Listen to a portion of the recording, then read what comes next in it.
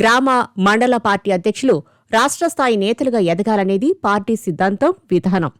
ప్రజల మనస్సులు గెలుచుకునే విధంగా పనిచేయాలన్నారు మంత్రి నారా లోకేష్. రాష్ట్ర వ్యాప్తంగా మండల పార్టీ అధ్యక్షులు, మండల పార్టీ ప్రధాన కార్యదర్శులకు శిక్షణా తరగతుల్లో భాగంగా కాఫీ కబుర్ల పేరుతో నిర్వహించిన కార్యక్రమంలో మంత్రి దిశానిర్దేశం చేశారు. టీడీపీ యూనివర్సిటీ లాంటిది. 2012లో మంత్రి నిమ్మల రామానాయుడు మండల పార్టీ అధ్యక్షునిగా పనిచేశారు. గ్రామ, మండల పార్టీ అధ్యక్షులు రాష్ట్ర స్థాయి నేతలుగా, ఎమ్మెల్యేలుగా, మంత్రులుగా, ఉప ముఖ్యమంత్రులుగా పనిచేయాలనేది పార్టీ సిద్ధాంతం.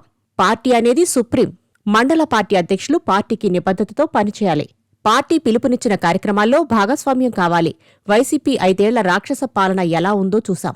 గతంలో ఒక్క అనంతపురం జిల్లాలోనే 67 మంది టీడీపీ కార్యకర్తలను హత్య చేశారు. సైకో జగన్మోహన్ రెడ్డి, చంద్రబాబు నాయుడు గారిని అక్రమంగా అరెస్టు చేశారు.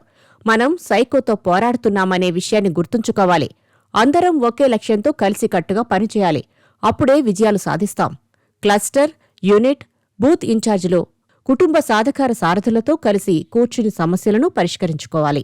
ప్రజల మనసులు గెలుచుకునే విధంగా పనిచేయాలి. అహంకారం వద్దని ప్రజలు చెబుతున్నారు. మనం ఎదిగే కొద్దీ ఒదిగి ఉండాలి. స్థానిక ప్రజలతో అనుబంధం ఏర్పరచుకోవాలన్నారు లోకేష్.